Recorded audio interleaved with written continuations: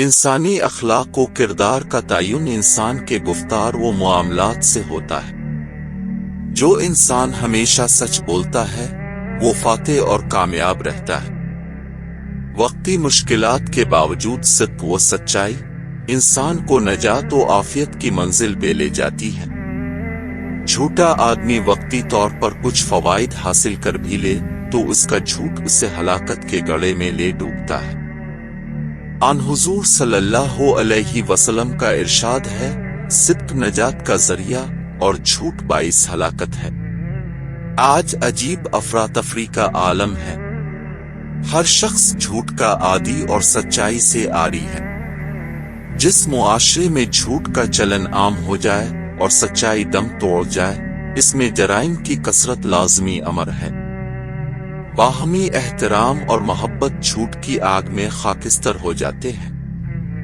اس کے مقابلے میں سچائی جرائم کو کنٹرول کرنے اور امن و امان کے قیام کے لیے بہترین اکسیر ہے۔ سچا انسان دوسروں کا احترام کرتا ہے اور اسے خود بھی احترام ملتا ہے۔ جو شخص جھوٹ کا عادی ہو جائے، اس کی شخصیت گندگی کا ڈھیر بن جاتی ہے۔ نبی اکرم صلی اللہ علیہ وسلم ہر لحاظ سے کامل انسان تھے۔ آپ کی حیات طیبہ سراسر نور و ہدایت اور حسن و جمال کا مرقع تھی۔ اپنے زندگی بھر کبھی جھوٹ نہیں بولا، حالانکہ جس معاشرے میں اپنے آنکھ کھولی، اس کی بنیاد ہی جھوٹ، غلط بیانی اور دھوکہ دہی پر تھی۔ جھوٹ کو اگرچہ عیب جانا جاتا تھا، مگر اس کا چلن اس قدر عام تھا کہ معیوب ہونے کے باوجود اسے انسان کی ذہانت و فطانت اور ہوشیاری و پرکاری تصور کیا جانے لگا تھا۔ رسول رحمت صلی اللہ علیہ وسلم نے ایسے معاشرے میں آنکھ کھولنے کے باوجود اپنے دامن کو ہمیشہ اس آلودگی سے پاک صاف رکھا۔ بچپن اور لڑکپن میں بھی اب کی یہ صفت اتنی معروف اور نمایاں ہو کر ضیا پاش ہوئی کہ معاشرے کا کوئی فرد نہ اس سے بے خبر رہا، نہ کبھی اس کا انکار اور نفی کر سکا۔ پوری قوم کے درمیان اب سچا اور راست گو کے لقب سے معروف ہو گئے تھے۔ آپ کی اس صفت کی بدولت بدترین مخالفتوں کے ادوار میں بھی آپ کا ستارہ چمکتا رہا۔ 40 سال کی عمر تک اب پوری قوم کے درمیان بلا استثناء سب سے معزز و محترم شخصیت تھے۔ جب اپنے 40 سال کی عمر میں اللہ کی طرف سے حکم ملنے پر اعلان نبوت کیا تو حالات یکسر بدل گئے۔ پوری قوم آپ کی مخالفت میں اٹھ کھڑی ہوئی۔ ہر قسم کا حربہ آپ کے خلاف استعمال کیا جانے لگا۔ کفار جان کے دشمن بن گئے، لیکن اس سارے عرصے میں آپ کی صداقت کا انکار کوئی نہ کر سکا۔ کو صفا کے مشہور خطبے میں اپنا اصلی خطاب شروع کرنے سے پہلے لوگوں سے گواہی لی، کیا تم لوگوں نے مجھے سچا پایا ہے یا جھوٹا؟ تو مجمع یک زبان پکار اٹھا کہ ہم نے آپ کو ہمیشہ راست گو پایا ہے، آپ نے کبھی جھوٹ نہیں بولا۔ اس گواہی کے باوجود اسی مجلس میں ابو لہب اور دیگر لوگوں نے بعد میں دعوت حق سے انکار کیا، رسول اللہ کو جھٹلایا اور نت نئے الزامات تراشے، لیکن دائی حق کے بارے میں ان کی وہ پہلی گواہی قول فیصل بن کر تاریخ کا حصہ بھی بن گئی اور لوگوں کے ذہن میں ہمیشہ پیوست بھی رہی۔ قریش مکہ میں آپ کا سب سے بڑا مخالف ابو جہل سمجھا جاتا ہے۔ وہ بھی آپ کو جھوٹا کہنے کی ہمت نہ کر سکا۔ ایک مرتبہ عرب کی ایک دوسری معروف شخصیت اخنس بن شریک نے ابو جہل سے پوچھا کہ تم جو محمد صلی اللہ علیہ وسلم کو جھٹلاتے ہو تو کیا واقعی اسے جھوٹا سمجھتے بھی ہو؟ جواب میں اس نے کہا، باخدا میں نہیں سمجھتا کہ محمد صلی اللہ علیہ وسلم جھوٹ بولتا ہے، لیکن تمہیں معلوم ہونا چاہیے کہ وہ بنو ہاشم میں سے ہے اور ہم بنو مخزوم ہیں۔ ہم ہمیشہ سے ان کے روایتی حریف اور مد مقابل ہیں۔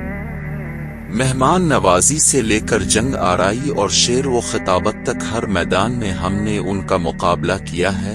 اب اس نے نبوت کا دعویٰ کیا ہے تو کیا ہم اسے نبی مان کر اپنی برتری سے دستبردار ہو جائیں؟ باخدا ایسا نہیں ہو سکتا۔ اللہ رب العالمین نے اسی واقعے کی جانب قرآن مجید میں کئی مقامات پر اشارہ کر کے آن حضور کو حوصلہ دیا ہے۔ ارشاد باری ہے کہ نبی صلی اللہ علیہ وسلم، ہمیں معلوم ہے کہ جو باتیں یہ لوگ بناتے ہیں ان سے تمہیں رنج ہوتا ہے، لیکن یہ لوگ تمہیں نہیں جھٹلاتے بلکہ یہ ظالم دراصل اللہ کی آیات کا انکار کر رہے ہیں۔ آن حضور صلی اللہ علیہ وسلم کے ساتھ ابو جہل کے ایک براہ راست مکالمے کا بھی ذکر کیا ہے، جس میں اس نے کہا تھا کہ محمد، ہم تمہیں جھوٹا نہیں کہتے، البتہ تم جو چیز قرآن ہمارے پاس لائے ہو ہم اسے جھٹلاتے ہیں۔ اب کے حق میں صداقت و امانت کی گواہی محض ابو جہل ہی نے نہیں دی بلکہ پوری قوم اس کی گواہ تھی۔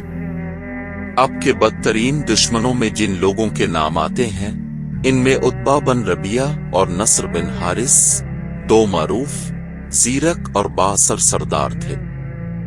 عتبہ نے دیر الندوہ میں اپنی تقاریر میں کئی مرتبہ اس بات کا اظہار کیا کہ محمد صلی اللہ علیہ وسلم جھوٹا آدمی نہیں، بلکہ اس سے آگے بڑھ کر اس نے یہ بھی کہا کہ جو کلام وہ پیش کرتا ہے اس جیسا کلام کسی انسان کے بس میں نہیں۔ نصر بن حارث وہ شخص ہے کہ جس نے اسلام کا راستہ روکنے کے لیے گانے بجانے اور رقص و موسیقی کی محفلیں منعقد کی، رستم و سہراب کے قصے کہانیوں پر مشتمل واقعات و اشعار کے ذریعے محفلیں سجائیں اور قرآن کی آواز کو لوگوں کے کانوں تک پہنچنے سے روکنے کے لیے شیطانی کلچر کے ذریعے شور و ہنگامہ کھڑا کیا۔ اس نے بھی ایک مرتبہ قریش کی مجلس میں خطاب کرتے ہوئے برملا کہا کہ محمد صلی اللہ علیہ وسلم ہم سب سے زیادہ سچا انسان ہے، نہ وہ ساحر ہے، نہ کاہن، نہ شاعر ہے، نہ مجنون۔ اس کا مقابلہ کرنے کے لیے کوئی تدبیر سوچنی چاہیے، محض الزامات سے بات نہیں بنے گی۔ گویا یہ ایسا اعتراف تھا جو بدترین مخالف کی زبان سے برملا کیا گیا۔ نبی رحمت صلی اللہ علیہ وسلم نے اپنی امت کو جو ہدایات دیں ان میں راست بازی سب سے نمایاں ہے۔ خود اب چونکہ اس کی بہترین مثال تھے، اس لیے اللہ رب العالمین نے آپ کو ایسا رعب عطا فرمایا تھا کہ بدترین دشمن بھی آپ کے سامنے آنکھیں جھکانے پر مجبور ہو جاتے تھے۔ سیرت کا مشہور واقعہ ہے کہ ابو جہل نے کسی شخص سے اونٹ خریدے تھے اور طے شدہ سودے کے مطابق وہ ان کی قیمت ادا کرنے میں لیت و لال سے کام لے رہا تھا۔ لوگوں نے ازرا مذاق اس شخص سے کہا کہ اپنی دادرسی کے لیے محمد صلی اللہ علیہ وسلم کے پاس چلے جاؤ۔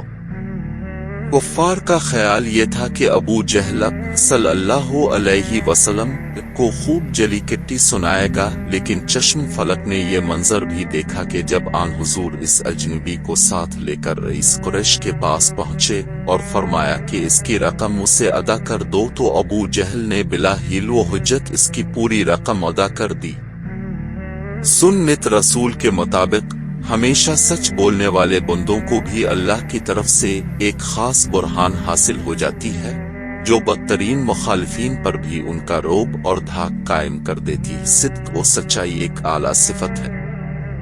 قرآن مجید میں اللہ تعالیٰ کا ارشاد ہے، اے لوگو جو ایمان لائے ہو، اللہ کا تقوی اختیار کرو، سیدھی بات کیا کرو، اللہ تمہارے اعمال درست کر دے گا اور تمہارے گناہوں کو معاف کر دے گا۔